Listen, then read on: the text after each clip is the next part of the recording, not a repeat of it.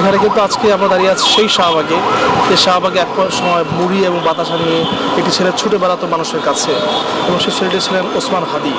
এখানকার যারা আছেন স্থানীয় দোকানদার, বাসিন্দা এবং যারা তার সমর্থক আছেন, তারা বলছেন যে হাদির যে সাধারণত্ব, তা একটি আসলে তার মধ্যে একটা বৈপরীত্য নিয়ে এসেছিল, অন্য সবার থেকে আলাদা ছিলেন তিনি, এবং তার মধ্যে যে সাধারণ মনোভাব ছিল তা আসলে সবাইকে ছুঁয়ে গিয়েছে। ঠিক সেই কারণে কিন্তু আজকে গোটা দেশ শোকাহত, গোটা দেশ ছেয়ে গিয়েছে শোকের সেই ছায়া, এবং সেই শোকের ছায়াটি অংশ কিন্তু এই শাহবাগেও পড়েছে। কিছুক্ষণ আগে কিন্তু এখানে বেশ বিপুল সংখ্যক মানুষ যারা ছিলেন ওসমান হাদির সমর্থক, তারা কিন্তু এখানে জড়ো হন এবং এক পর্যায়ে তারা এখানে কিন্তু বিক্ষোভ প্রতিবাদ সমাবেশ করেন।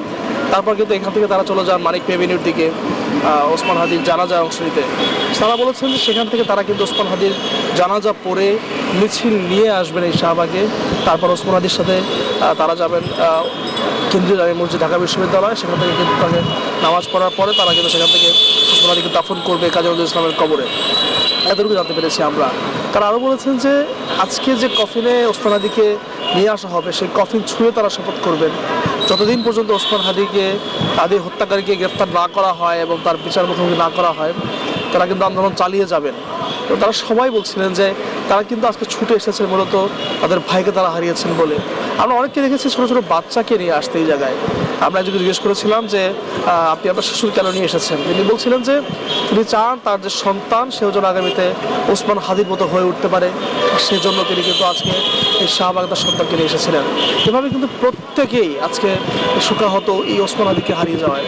এবং ওসমান হাদির লাশ যখন এখানে আসবে তখন তারা সেই লাশ ছুঁয়ে শপথ করবেন যাতে অনতিবিলম্বে ওসমান হাদির যারা হত্যাকারী আছে তাদেরকে বিচারের মুখোমুখি করা হয়। এবং একই সাথে তারা বলছেন যে কৃষি বান্ধব স্বরাষ্ট্র উপদেষ্টা তারা চান না, যে স্বরাষ্ট্র উপদেষ্টা আইন শৃঙ্খলা বাহিনীর নিরাপত্তা নিয়ে প্রশ্ন করা হলে তারা উত্তর দেন আলু নিয়ে, পেঁয়াজ নিয়ে। যার আইন শৃঙ্খলার দিকে নজরদারি নেই, তার সেই গাফিলতির জন্যই নাকি হাদিকে হত্যা করার সুযোগ পেয়েছে হত্যাকারীরা। আর ঠিক সেজন্য তারা কিন্তু স্বরাষ্ট্র উপদেষ্টার পদত্যাগের দাবি করেছেন। তারা বলছেন যে স্বরাষ্ট্র উপদেষ্টা তার দায়িত্বে অবহেলার কারণেই আজকে এই মর্মান্তিক দুর্ঘটনা ঘটে গিয়েছে, যার কারণে হত্যাকারীরা সুযোগ পেয়েছে ওসমান হাদিকে হত্যা করার। ঠিক সে কারণে স্বরাষ্ট্র উপদেষ্টাকে অনতিবিলম্বে তারা পদত্যাগ করার আহ্বান জানান। এবং তারা বলছেন যে দেশের আইন শৃঙ্খলা রক্ষা করতে এমন কাউকে নিয়োগ দেওয়ার জন্য যিনি দেশের সার্বিক আইন শৃঙ্খলা পরিস্থিতি ঠিক করে আসতে পারবেন। তিনি কৃষি নিয়ে ব্যস্ত থাকবেন না, তিনি ব্যস্ত থাকবেন পেঁয়াজ বা আলু নিয়ে। ঠিক সে কারণে কিন্তু আজকে আমরা দেখেছি যে স্বরাষ্ট্র উপদেষ্টার বিরুদ্ধে বেশ বড় স্লোগান তারা দিচ্ছিলেন এবং অনেকক্ষণ যাবত তারা বলছিলেন যে স্বরাষ্ট্র উপদেষ্টার দায়িত্ব অবহেলার কারণে কিন্তু হত্যা করা হয়েছে ওসমান হাদিকে। এবং তারা বলছেন যে ওসমান হাদি যিনি আসলে খুব বেশি ভিড় নিয়ে ঘুরতেন না, নিজেই ছোটো জাতের মানুষের কাছে, তার ভোটারদের কাছে নিজের ইশতেহারটি জানাতেন। একই সাথে তিনি সেই মুড়ি বাতাসা তারা কিন্তু বলছিলেন।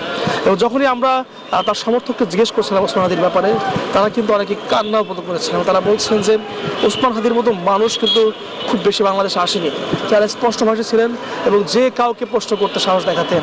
ঠিক সেই কারণে কিন্তু সেই ওসমান হাদির আদর্শ উজ্জীবিত করতেই অনেকে নিজের প্রিয় সন্তানকে সাথে নিয়ে এসেছেন এই শাহবাগ চত্বরে। মানিক এভিনিউতে দুপুরে জানাজার পরে কিন্তু ওসমান হাদির কফিন নিয়ে কিন্তু আনা হবে এই ঢাকা বিশ্ববিদ্যালয় কেন্দ্রীয় জামে মসজিদে। সেখানে কিন্তু আরেকটি নামাজে জানাজা অনুষ্ঠিত হবে এবং তারপরে কিন্তু ওসমান হাদির সমর্থকেরা এই শাহবাগে এসে বিক্ষোভ করবেন, প্রতিবাদ করবেন। কেন এখন পর্যন্ত স্বরাষ্ট্র উপদেষ্টা পদত্যাগ করলেন না এবং এখনও পর্যন্ত কেন হত্যাকারীদের গ্রেপ্তার করা হলো না, এবং ওসমান হাদিকে হত্যা করে গুলি করে কীভাবে পালিয়ে গেল এই হত্যাকারী, সেটিও কিন্তু প্রশ্ন করছে তার সমর্থকরা। ঠিক সে কারণে কিন্তু শাহবাগে আমরা সকাল 8টা থেকে দেখেছি যে দেশের বিভিন্ন প্রান্ত থেকে মানুষ ছুটে এসেছে। তারা কোনো ব্যানার নিয়ে আসেনি, তারা কোনো দলের নেতৃত্বে আসেনি, তারা কিন্তু সবাই এসেছেন নিজের থেকে। এবং এসে কিন্তু কালো পতাকা মাথায় বেঁধে তারা বলছিলেন যে শুধু শোক দিয়েই নয়, এই আন্দোলন তীব্র হয়ে উঠবে যদি অনতিবিলম্বে ওসমান হাদির যারা হত্যাকারী তাদের গ্রেপ্তার করা না হয় এবং বিচারের মুখোমুখি না করা হয়। তো এখান থেকে এই ছিল এখন পর্যন্ত আমার কাছে সর্বশেষ তথ্য। স্টুডিওতে।